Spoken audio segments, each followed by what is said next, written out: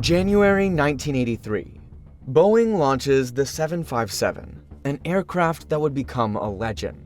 With its powerful engines and exceptional range, it could do things other narrow-bodies simply couldn't.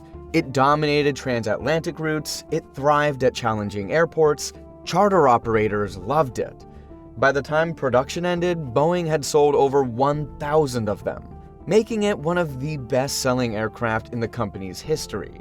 But here's what doesn't make sense. In 2003, Boeing made a stunning announcement. They were killing the entire 757 program. Not because it was failing, not because it was old. In fact, Boeing's newer stretched 757 had entered service just 4 years earlier. Because Boeing was convinced that they had something better coming. Something revolutionary that would make the 757 obsolete. At least, that's what they thought. That replacement, however, it never came. And now, 20 years later, Boeing is watching Airbus dominate the most profitable segment in aviation with an airplane that does exactly what the 757 used to do. This is the story of the 757's demise and the strategic miscalculation that haunts Boeing to this day. But before we get to why Boeing killed the 757, we need to understand why they built it in the first place. The 757 story begins in the late 1970s, when Boeing faced a critical decision about the future of one of their best-selling jetliners of its time, the Boeing 727. That aircraft had dominated short and medium-haul routes since entering service in the mid-1960s, earning a reputation for exceptional performance at challenging airports thanks to its powerful triple-engine configuration. But after barely a decade in service, Boeing began hearing from customers about their evolving needs, with several airlines indicating they wanted additional capacity, something bigger than what the 727 could provide. In response, Boeing proposed a newer variant called the 727-300, essentially a stretched version of the existing 727 with some minor changes to avionics and design. But the response was lukewarm at best. Boeing had failed to understand the two seismic shifts that were transforming commercial aviation at the time, and both of which would make a stretched 727 obsolete before it even reached the drawing board. First, a new generation of high-bypass turbofan engines were emerging, promising fuel consumption improvements that old generation low-bypass engines simply couldn't match. Secondly, the 1973 Yom Kippur War and subsequent oil crisis permanently transformed airline economics, forcing carriers to treat fuel efficiency as a necessity rather than a luxury. Moreover, Airbus had launched the A300 a few years earlier, proving to airlines how economical a wide body with just two engines could be. This two-engine configuration offered obvious advantages. Fewer engines meant lower purchase costs, reduced maintenance expenses, and simplified operations. As a result, Boeing quickly abandoned the 727-300 concept and pivoted to something far more ambitious. They showed airlines a preliminary design called the 7N7, a twin-engine aircraft borrowing heavily from the 767 that would eventually become the 757.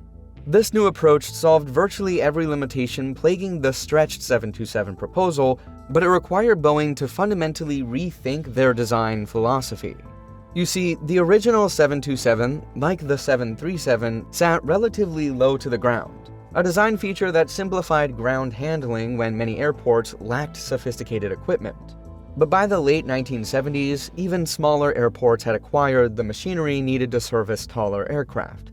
This meant Boeing could design the 7N7 with much longer landing gear, creating substantial clearance under the wings. This ground clearance proved transformative. With space available beneath the wing, Boeing could install the new generation of large-diameter, high-bypass turbofan engines, which would have been physically impossible to fit under a low-slung airframe. The new engines, combined with an advanced supercritical wing design and comprehensive aerodynamic refinements, delivered an extraordinary 30% improvement in fuel efficiency compared to the 727. This represented a staggering leap, particularly considering the 727 itself was barely a decade old at the time. The 757 entered service with Eastern Airlines in January 1983, only to see sales fall short of Boeing's expectations. But when the 1990s travel boom arrived, everything changed.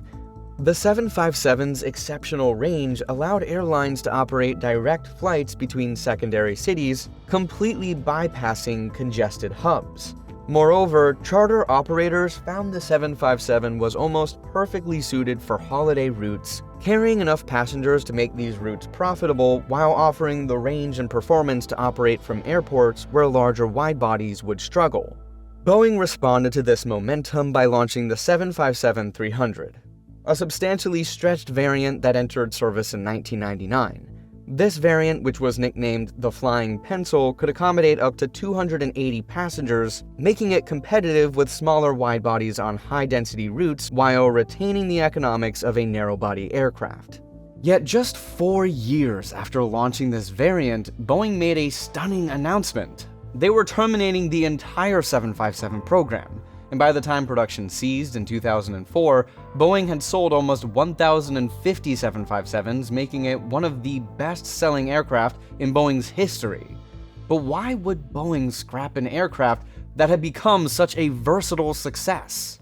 These videos take a lot of time and research to create, so if you enjoyed it, please consider liking and subscribing to support the channel. The immediate trigger was devastating and straightforward. You see, following the September 11th attacks, the US airline industry entered what would later be called the Lost Decade, a prolonged period of financial devastation that saw airlines shut down, merge, and operate under bankruptcy protection while trying to restructure their debts. While Boeing and Airbus both suffered during this period, the impact wasn't uniform across all aircraft types.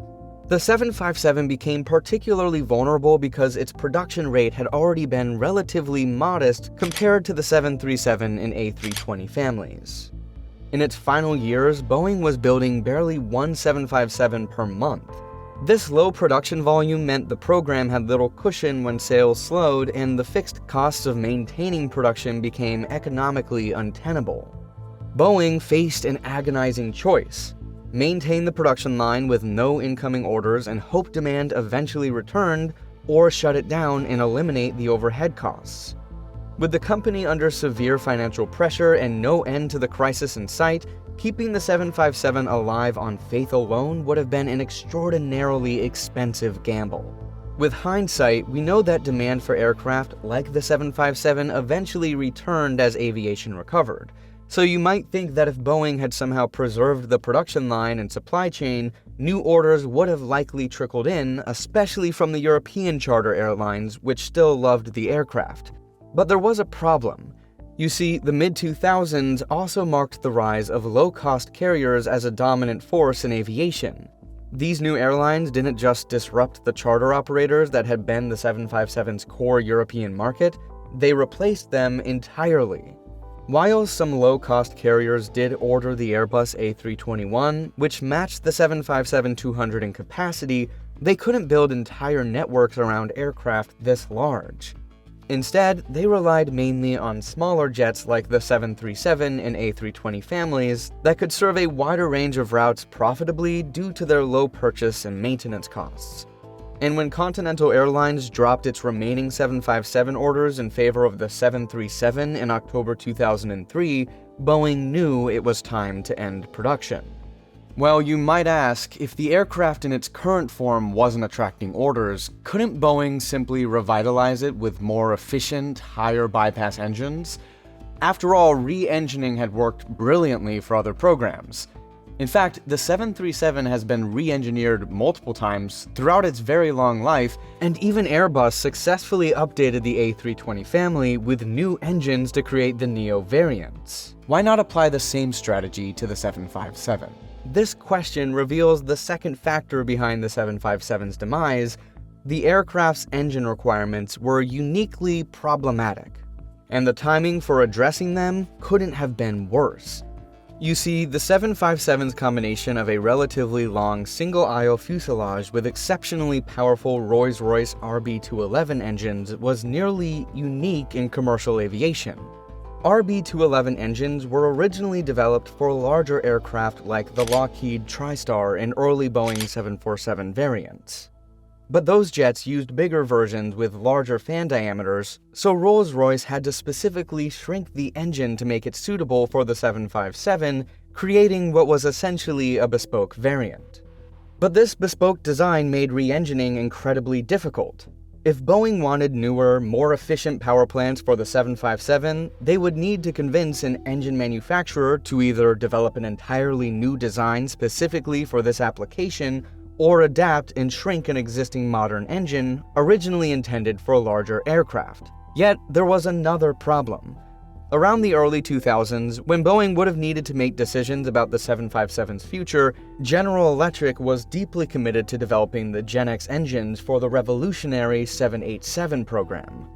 Along with this development, a smaller fan variant of the Gen X was simultaneously being developed for a 747-8, but the 757 would have required an even smaller version beyond that.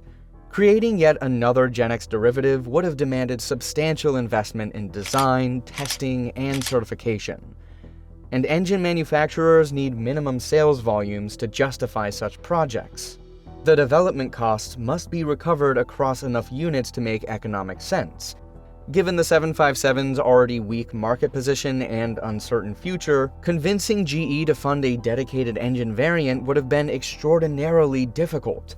Moreover, neither Boeing nor GE wanted to risk diverting resources or attention from the 787 program, the project both companies had bet their futures on. We know that the 757's main advantage was its powerful engines, resulting in hot and high performance. But what if Boeing had installed less powerful but more fuel-efficient engines like the CFM56 or even the later LEAP?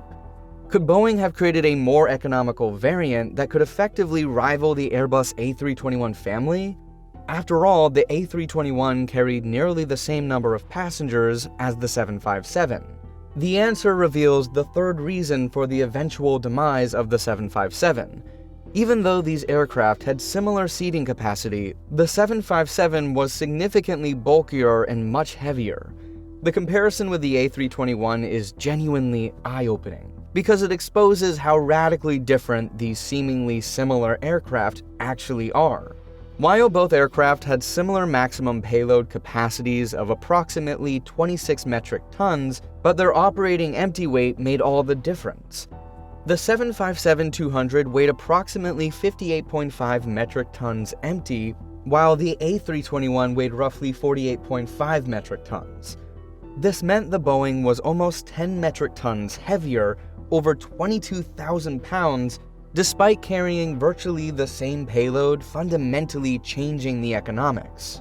This substantial difference primarily stemmed from the 757's design, catering not only to hot and high performance, but also a longer range, which required larger fuel tanks, bigger wings to lift all that weight efficiently, and stronger structural components throughout the airframe to handle the increased loads. While this large wing proved advantageous in one respect, it gave Boeing the flexibility to stretch the design into the 757-300. But it also meant the aircraft was carrying a structure designed for long-haul transatlantic routes on short to medium sectors, dead weight that did nothing but burn extra fuel. To counter this, Boeing contemplated a shorter variant, the 757-100 during the design phase, retaining the same passenger exit limit as the 727-200. However, since different variants within the same aircraft family generally share the same wing, the 757-100 would have retained the drawbacks of the larger 757.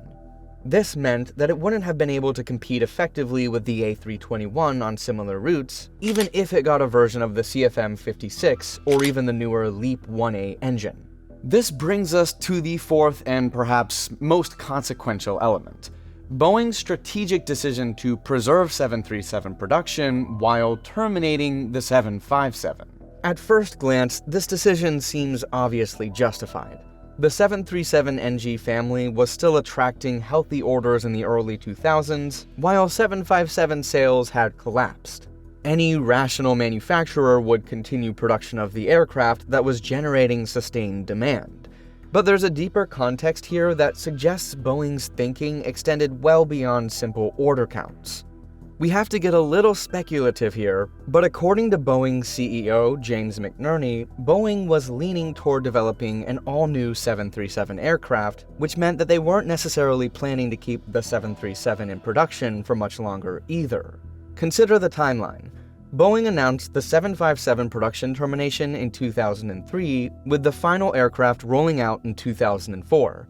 But just months before that 2003 announcement, Boeing had launched the 787 Dreamliner program with plans to have it in service as early as 2008.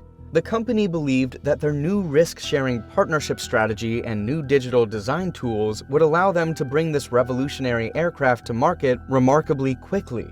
If the 787 had entered service as Boeing expected, it would have been reasonable to assume they could launch their next new aircraft program, potentially replacing both the 737 and 757, drawing extensively from the innovations and designs of the 787. Of course, none of this happened according to plan. The 787 didn't enter service in 2008, it arrived more than 3 years late. The digital design tools weren't as mature as Boeing hoped, and the revolutionary manufacturing approach encountered significant problems. That delayed everything downstream, including any plans for the next single-aisle aircraft. But despite these setbacks, Boeing didn't give up. In fact, even after deciding to re-engine the 737 one final time to create the MAX family, Boeing continued developing what they called the New Mid-Market Airplane, or NMA. This clearly signaled an aircraft designed for the gap between the 737 and 787, the exact segment the 757 had served, finally delivering the replacement Boeing had envisioned years earlier. But following 2 catastrophic 737 MAX crashes, Boeing's resources and management attention shifted entirely to damage control rather than product development. The NMA was quietly abandoned, leaving Boeing without a clear strategy for replacing the 757. Today, more than 2 decades after the final 757 rolled off Boeing's production line, the consequences of that decision continue to reverberate. Boeing didn't retire the 757 because it was a bad aircraft. In fact, it's quite the opposite. It became a victim of catastrophically bad timing, engine economics that made upgrades prohibitively expensive, and fundamental design characteristics that couldn't compete with lighter competitors. Boeing thought they could replace both the 737 and 757 with an all-new design before the market truly needed it, but they lost that bet.